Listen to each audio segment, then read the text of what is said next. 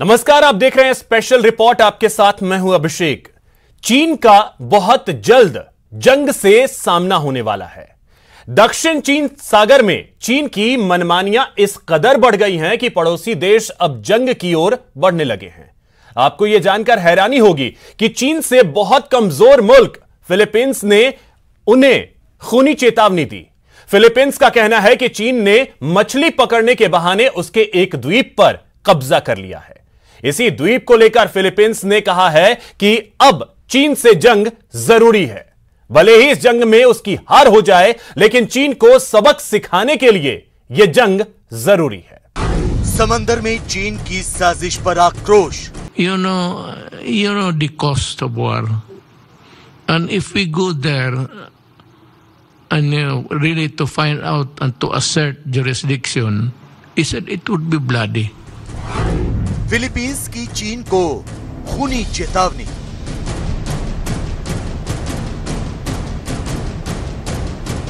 दक्षिण चीन सागर में चीन की दादागिरी बढ़ती ही जा रही है। मछली पकड़ने के बहाने चीन इस इलाके में अपनी धाक जमाना चाहता है। चीन के सैकड़ों जहाज दक्षिण चीन सागर में मौजूद हैं। पड़ोसी देशों का आरोप है कि इन जहाजों में चीन के सैनिक मौजूद हैं जो किसी भी वक्त जंग का बिगुल फूंक सकते हैं। लेकिन अगर चीन ने ऐसा करने की जुर्रत की तो नतीजे बेहद गंभीर होंगे। चीन के पड़ोसी मुल्क फिलीपींस ने चीन को चेतावनी दी है और उसे सबक सिखाने की कसम खाई। दक्षिण चीन सागर में चीन और फिलीपींस के बीच विवाद लगातार गहराता जा रहा है। लिहाजा फिलीपींस के राष्ट्रपति रोड्रिगो दुतेर्ते ने चीन से बढ़ते खतरे पर अपने गुस्से का इजहार किया है। उन्होंने कहा है कि दक्षिण चीन सागर में चीन के साथ युद्ध के अलावा और कोई रास्ता नहीं है। दुतेर्ते ने फिलीपींस की नौसेना की तैनाती का ऐलान करते हुए कहा है कि चीन के साथ होने वाला संघर्ष बिना खून खराबे के खत्म नहीं होने वाला। You know the cost of war, and if we go there and really to find out and to assert jurisdiction, he said it would be bloody. Philippines के राष्ट्रपति रोड्रिगो दुतेर्ते ने रक्षा मंत्री डेल्फिन लोरेंजाना के साथ अपने पूरे मंत्रिमंडल की एक मीटिंग बुलाई। इस मीटिंग में चीन की चालबाजियों पर मंथन किया और फिर जो ऐलान किया वो चौंकाने वाला था। फिलीपींस ने साफ शब्दों में कह दिया कि दक्षिण चीन सागर में अपने इलाके को केवल ताकत के जरिए ही वापस लिया जा सकता है। रोड्रिगो दुतेर्ते ने कह दिया कि बिना किसी रक्तपात के फिलीपींस सागर को वापस पाने के लिए कोई रास्ता नहीं निकाला जा सकता। फिलीपींस के राष्ट्रपति ने कहा है कि अब चीन के साथ युद्ध ही एक रास्ता बचा। यह उनको एक मजबूरी में होकर स्टेटमेंट देना पड़ा, क्योंकि जिस प्रकार चीन के मिलिशिया ने फिलीपींस के रीफ आइलैंड पर कब्जा कर रहे हैं, जहां पर पहले फिलीपींस का कब्जा था, आज वहां उनकी नौकाएं जा रही हैं, वहां पर अपना अधिकार जमा रहे हैं। इस चीन की विस्तारवादी नीति को देखते हुए फिलीपींस के राष्ट्रपति ने यह बयान दिया है कि चीन से अब युद्ध के अलावा कोई रास्ता नहीं। फिलीपींस के राष्ट्रपति की अपने मंत्रिमंडल के साथ चर्चा हुई तो इसका लाइव प्रसारण किया गया। चीफ ऑफ स्टाफ को बनोन dinala ko kayo para may mga। तो पहली बार फिलीपींस ने सार्वजनिक रूप से स्वीकार किया कि चीन अपनी जमीन की भूख मिटाने के लिए हद से गुजरता जा रहा है। फिलीपींस के राष्ट्रपति ने दुनिया को बताया कि दक्षिण चीन सागर स्थित जुलिना फिलिप रीफ पर चीन का कब्जा हो गया है। यहाँ चीन के मछली पकड़ने वाले जहाज मौजूद हैं, जिनमें पीएलए के जवान छिपे हुए हैं। हालांकि इस द्वीप पर दशकों से फिलीपींस का नियंत्रण था, लेकिन पिछले कुछ समय से चीनी नौसेना के अंतर्गत काम करने वाली मिलिशिया की नौकाओं ने इस इलाके को घेर रखा है। फिलीपींस के राष्ट्रपति ने माना है कि फिलीपींस के जुलिना फिलिप रीफ पर आज चीन के मिलिशिया नौकाएं पेट्रोलिंग कर रही हैं, उनका कब्जा है। इस पर पिछले कई सालों से फिलीपींस का राज था, उनका प्रभुत्व था। और आज चीन की विस्तारवादी नीति से जब वहाँ पर चीन की नौसेना के अंतर्गत मिलिशियाएं कब्जा कर रही हैं। चीन की नौसेना के 4 युद्धपोतों के साथ कई जहाजों का चीन के कब्जे वाले मानव निर्मित द्वीप पर जमावड़ा लगाना रणनीतिक और प्राकृतिक रूप से दुनिया के लिए घातक साबित हो सकता है। इस इलाके में चीन की धमक बढ़ने के साथ यहां मौजूद प्रवाल भित्तियों को भी खतरा पहुंच सकता है। साथ ही ये फिलीपींस की संप्रभुता पर भी खतरा है। दरअसल चीन जुलिना फिलिप को दक्षिण चीन सागर के स्प्रेटली द्वीप समूह के विट्सन रीफ का हिस्सा मानता है। जुलिना फिलिप रीफ पर नियंत्रण के लिए फिलीपींस की नौसेना ने कई बार कोशिश की, लेकिन हर बार उसे चीन की नौसेना ने खदेड़ दिया। फिलीपींस के विदेश मामलों के विभाग ने चीन की इस इलाके में मौजूदगी पर राजनयिक विरोध भी जताया। मनीला में स्थित चीनी दूतावास के अधिकारियों को कई बार तलब भी किया गया, लेकिन इसका कोई असर नहीं पड़ा। चीन के विदेश मंत्रालय ने इस इलाके को अपने देश का हिस्सा बता दिया। But when we start to mine, when we start to get whatever it is in the bowels of the China Sea, sa ating oil, diyan na ako. But by that time, I will send my ships there. Philippines के राष्ट्रपति ने साफ कर दिया है कि अब उनका देश हार के डर से चीन की मनमानियों को और बर्दाश्त नहीं करेगा। फिलीपींस ईंट का जवाब पत्थर से देगा। तो शायद यही वजह है कि फिलीपींस ने चीन के साथ मौजूदा तनाव के बीच युद्धाभ्यास का ऐलान भी किया है। फिलीपीन सेना की माने तो दक्षिण चीन सागर में अगले 2 हफ्तों तक युद्धाभ्यास किया जाएगा। ये युद्धाभ्यास अमेरिकी सेना के साथ किया जाएगा। इस दौरान दोनों देशों की सेनाएं आतंक रोधी अभियान, राहत और बचाव कार्य के गुर सीखेंगी। बताया जा रहा है कि इस युद्धाभ्यास में अमेरिका के 700 सैनिक और फिलीपींस के 1300 सैनिक हिस्सा लेंगे। तो आपको यह भी बता दें कि फिलीपींस में अमेरिका का सैन्य अड्डा भी है। फिलीपींस और अमेरिका की नौसेना के बीच जॉइंट एक्सरसाइज बलिकतन एक बहुत बड़ा कदम है, क्योंकि इसके तहत न केवल दोनों की नौसेनाएं आपस में मिलकर एक्सरसाइज करेंगी, युद्धाभ्यास करेंगी, साउथ चाइना सी पर डोमिनेशन सिद्ध करेंगी, और एक ह्यूमैनिटेरियन ग्राउंड भी है कि वो साउथ चाइना सी सभी के लिए ओपन है। कोई भी इंटरनेशनल वाटर में वहाँ पर अपना विचार घूम सकता है, जा सकता है, ट्रेड कर सकता है, मूवमेंट कर सकता है। जाहिर है चीन के विस्तारवाद की हवा निकालने के लिए ताइवान के बाद अब फिलीपींस ने भी कमर कस ली है। ताकत और संख्या बल में भले ही फिलीपींस चीन से कहीं कम हो, लेकिन चीन की दादागिरी से आजिज आ चुका फिलीपींस अब खूनी संघर्ष से भी पीछे नहीं हटेगा। फिलीपींस को हार कबूल है, लेकिन चीन का विस्तारवाद नामंजूर। लिहाजा दक्षिण चीन सागर में एक बार फिर जंग की आहट सुनाई देने लगी है, जिसकी चपेट में चीन और फिलीपींस ही नहीं बल्कि पूरी दुनिया आ जाएगी।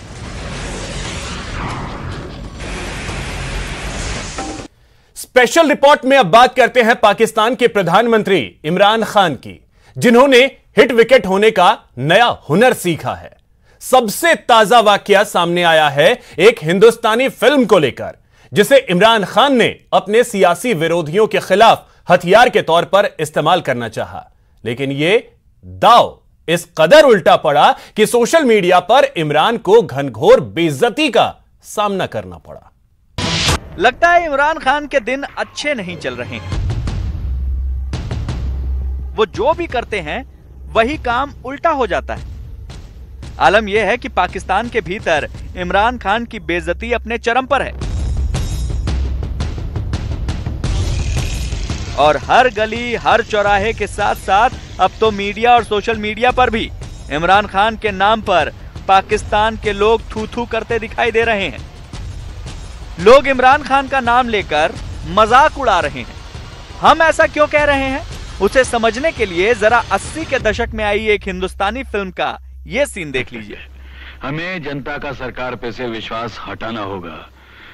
और जनता का विश्वास हटाने के लिए हमें क्या करना होगा?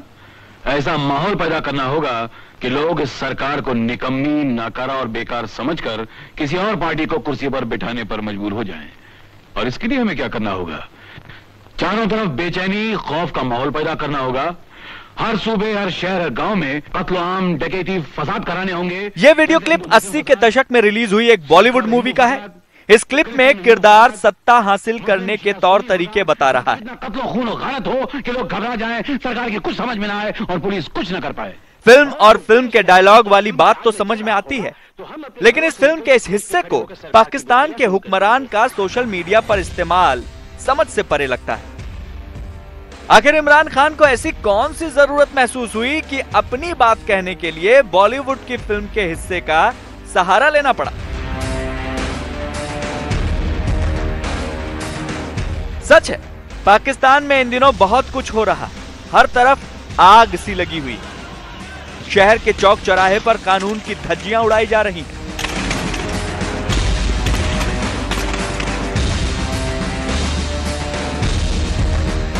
पाकिस्तान के प्रधानमंत्री इमरान खान लगातार अपने विरोधियों के निशाने पर हैं, फिर चाहे वो कोरोना को लेकर लड़ी जा रही जंग हो या फिर पाकिस्तान के खस्ता हालात। गुर्बत से जूझती पाकिस्तान की आवाम हो या दांव पेच में उलझते पाकिस्तान के सियासी किरदार।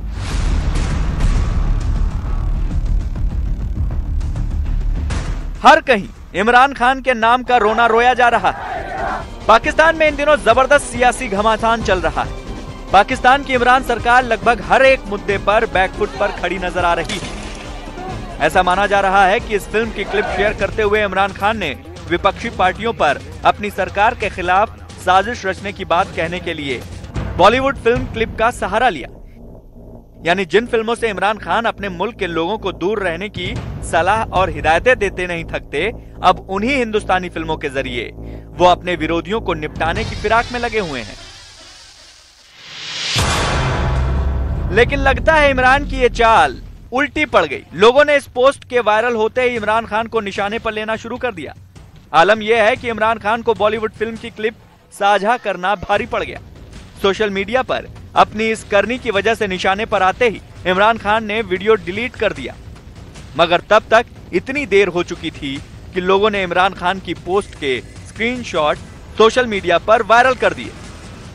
देखिए, इमरान खान साहब का खासा यही है कि खान साहब जो हैं वो एहसान फरामोश हैं। वो एहसान तो वैसे भी किसी का मानते नहीं हैं। वो अपने आप को अर्तुगरुल समझते हैं और वही सीरीज़ वो पसंद करते हैं। ऐन मुमकिन है कि इस वक्त जब मैं और आप ये बात करें और जब तक ये मामला कल हो रहे थे, परसों हो रहे थे, तो वो अर्तुगरुल देख रहे होंगे। और इसी आइडिया को कामयाब बनाने के लिए, मतलब खून बहाने के लिए, हमें पैसा पानी की तरह बहाना होगा। इस वीडियो क्लिप का वो हिस्सा सबसे ज्यादा इमरान खान के गले की हड्डी बन गया, जिसमें सत्ता हासिल करने के लिए किरदार जिस तौर तरीके को आजमाने के नुस्खे को समझाता है। पत्रकार नायला इनायत ने इमरान खान के वीडियो को लेकर लिखा, इमरान खान का बचाव करने के लिए गुड बॉलीवुड।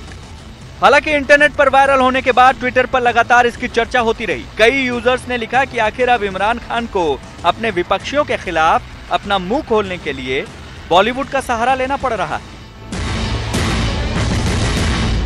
इमरान खान के लिए हर रोज कोई न कोई मुसीबत सामने आकर खड़ी हो जाती है। 2 दिन पहले पाकिस्तान के अलग अलग शहर उपद्रव की आग में झुलसते देखे गए। पाकिस्तान में कट्टरपंथियों के विरोध के आगे घुटने टेकते हुए खुद प्रधानमंत्री इमरान खान बेकाबू हालात को काबू करने के लिए उतरे और वहां भी सेल्फ गोल करते दिखाई दिए। भड़की हुई भीड़ को अपने हक में लाने के लिए इमरान खान ने एक बार फिर पुराना फॉर्मूला अख्तियार किया। उन्होंने अपने भाषण में कर्ज में डूबे मुल्क को बेहतरी की ओर चलने का दावा किया।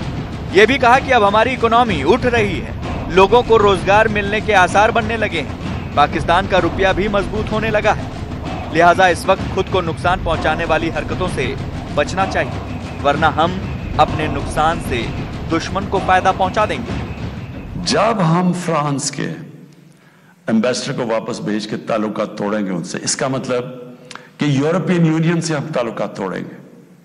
इसका मतलब क्या कि जो हमारी आधी टेक्सटाइल की एक्सपोर्ट्स है वो यूरोपियन यूनियन में जाती है, तो इसका मतलब आधी हमारी टेक्सटाइल एक्सपोर्ट्स वहीं खत्म हो गई। इसका मतलब बेरोजगारी, फैक्ट्रियां बंद हो जाएंगी। और उसके आगे, क्योंकि आधी हमारी मेन एक्सपोर्ट टेक्सटाइल है, जब टेक्सटाइल आधी रह जाएगी एक्सपोर्ट, हमारे रुपए के ऊपर प्रेशर पड़ेगा, रुपया गिरेगा, महंगाई बढ़ेगी, गुर्बत बढ़ेगी। इमरान खान के आगे कुआं है, पीछे खाई। और सबसे चौंकाने वाली बात तो ये सामने आ रही है कि इमरान खान जिस सियासी दांव के जरिए अपने विरोधियों को किनारे लगाने की फिराक में लगे हुए हैं, उनका वही दांव अब उनके ही खिलाफ उल्टा पड़ गया है। जाहिर है, हिंदुस्तानी फिल्म की क्लिप सामने आते ही पाकिस्तान में लोगों को इस बात का अंदाजा अच्छी तरह हो गया है कि इमरान खान सत्ता की कुर्सी पर अपनी पकड़ बनाए रखने के लिए साम दाम दंड भेद किसी भी तरीके का इस्तेमाल करने से पीछे नहीं हटने वाले। यहां वक्त हो चला है एक छोटे से ब्रेक का।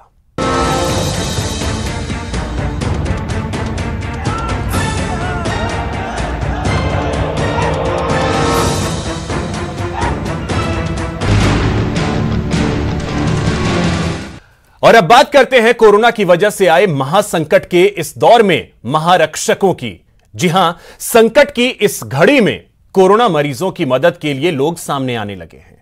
कहीं कोई मुफ्त में खाना उपलब्ध करा रहा है तो कहीं कोई मुफ्त में ऑक्सीजन दे रहा है। आइए दिखाते हैं आपको महासंकट के महारक्षक। महामारी के दौर में महारक्षक, केयर और शेयर वाली मुहिम, कहीं प्लाज्मा दान, कहीं ऑक्सीजन। हर रोज मरीजों की संख्या लाखों में आ रही है। हर घंटे मौत के आंकड़े बढ़ रहे हैं। लेकिन महामुसीबत के इस दौर में आप अकेले नहीं हैं। आपके हौसले और लोगों की मदद के दम पर जीवन आगे बढ़ रहा है। ये वो तस्वीरें हैं जो मुश्किल घड़ी में इंसानियत की मिसाल पेश कर रही हैं। दिल्ली में भारतीय यूथ कांग्रेस के लोग प्लाज्मा दान करने के लिए छत्तीसगढ़ से दिल्ली आए। दिल्ली में करीब 50 परिवारों ने ऑक्सीजन सिलेंडर दान किए ताकि कुछ मरीजों का जीवन बच सके।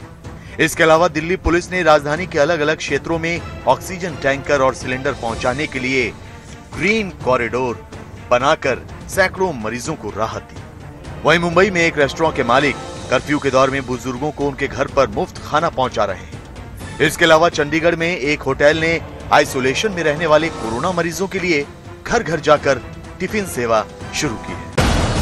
हर रोज लाखों की संख्या में कोरोना मरीजों के साथ साथ उनके परिवार भी तमाम तरह की मुश्किलों का सामना कर रहे हैं। इस दौर में ऐसे लोगों की संख्या काफी तेजी से बढ़ी है जिन्हें प्लाज्मा थेरेपी के जरिए ठीक करने की जरूरत पड़ रही है। ऐसे लोगों की मदद के लिए भारतीय यूथ कांग्रेस ने प्लाज्मा दान की मुहिम शुरू कर दी। यूथ कांग्रेस के अध्यक्ष श्रीनिवास बीवी की टीम ने प्लाज्मा डोनर्स की लिस्ट तैयार की है। जब उन्हें मालूम हुआ कि दिल्ली में कुछ लोगों को इमरजेंसी के तौर पर प्लाज्मा की जरूरत है, तो यूथ कांग्रेस के राष्ट्रीय सचिव मोहम्मद शाहिद और छत्तीसगढ़ के महासचिव संदीप वोरा प्लाज्मा दान करने के लिए छत्तीसगढ़ से दिल्ली पहुंच गए। 10,000 लोगों का पूरा देश भर आइडेंटिफाई किया है। उसमें 5,000 लोग ने डायरेक्टली डोनेट करने के लिए। कहीं ना कहीं उनको डर है जो प्लाज्मा डोनेट करने में कुछ दिक्कत हो सकती है, तो हमने उनको काउंसलिंग करा सकते हैं कुछ लोग को डॉक्टर से। एक आदमी प्लाज्मा 3 बार दे सकते हैं। कोविड रिक्वायर एक बार होने के बाद में वो 3 बार दे सकते हैं। उसमें कोई ऐसे हेल्थ इश्यू नहीं होता है। यूथ कांग्रेस की टीम जरूरतमंदों को खाने के पैकेट भी बांट रही है। दिल्ली में जारी एक हफ्ते के लॉकडाउन के बीच पुलिस सिर्फ कोरोना नियमों का पालन ही नहीं करवा रही, बल्कि लोगों की जान भी बचा रही है। पहली तस्वीर दिल्ली के सिंघू बॉर्डर पर फंसे ऑक्सीजन टैंकर की है। पुलिस ने ग्रीन कॉरिडोर बनाते हुए टैंकर को ट्रैफिक से बचाते हुए रोहिणी के जयपुर गोल्डन हॉस्पिटल पहुंचाया। इसके अलावा दिल्ली में ऑक्सीजन सिलेंडर के लिए परेशान वसंत विहार के एक परिवार को जिप्सी में सिलेंडर लाकर उनकी मदद की। कोरोना से पीड़ित मरीजों को ऑक्सीजन सिलेंडर की जरूरत पड़ रही है। ऑक्सीजन की किल्लत के बीच कुछ परिवारों ने शेयर एंड केयर की मिसाल पेश की। पुरानी दिल्ली के करीब 50 परिवारों ने अपनों को बचाने के लिए ऑक्सीजन सिलेंडर का इंतजाम किया था, लेकिन उन परिवारों में पीड़ित गंभीर मरीजों की जान नहीं बच सकी। इसके बाद लोगों ने अस्पतालों से संपर्क किया और ऑक्सीजन सिलेंडर दान कर दिया। महाराष्ट्र में कर्फ्यू के दौरान इमरजेंसी सुविधाएं छोड़कर सब कुछ बंद है। बांद्रा में रहने वाले रेस्टोरेंट मालिक विक कटवानी का बिजनेस भी लगभग रुक गया है। लेकिन इंसानियत की खातिर उनके किचन में दिन रात काम जारी है। अब वो हर रोज अपने 15 डिलीवरी बॉय के जरिए कोरोना से पीड़ित बुजुर्गों और आइसोलेशन में रहने वाले जरूरतमंदों तक मुफ्त में खाना पहुंचाते हैं। कोरोना संक्रमण बढ़ रहा है, उसमें लोगों को जो है मदद की बहुत ज्यादा जरूरत है। उस बीच कुछ लोग जो हैं वो अपना हाथ सामने ला रहे हैं और लोगों की पूरी तरीके से मदद करने की कोशिश कर रहे हैं। जिस तरीके से अर्थ कैफे के ओनर विक हमारे साथ है। विक जो है जितने भी बुजुर्ग लोग हैं जो उनको कॉल करते हैं, जितने भी वृद्ध लोग हैं जिनको जरूरत है खाने की, उन तक निःशुल्क खाना पहुंचाते हैं और दिन में 200 से 300 डिलीवरीज वो करते हैं। जो अभी तक है कम से कम 100-150 दिन में हम लोग मील्स निकालते हैं, पर क्लीन हाइजीनिक तरीके से good meals, substantial and nutritional meals earth cafe से निकलता है। कोरोना के खतरों से लोगों को बचाने के लिए सड़कों पर इंसानों को भगवान का रूप बनाकर आना पड़ा। बेंगलुरु में रामनवमी के मौके पर कुछ लोगों ने अनोखे तरीके से मास्क बांटने की मुहिम शुरू की। अभिषेक, नवीन और बादशाह ने मिलकर राम, कृष्ण और हनुमान का रूप बनाया और बस स्टॉप जैसी व्यस्त जगह पर लोगों को मास्क पहनने के लिए जागरूक किया और मास्क भी बांटे। कोरोना का ये मुश्किल दौर सबके लिए इम्तिहान की घड़ी है। हम सब मिलकर इस मुसीबत से लड़ रहे हैं, इसलिए हमारी जीत निश्चित है। तो फिलहाल इस खास पेशकश में इतना ही। नमस्कार।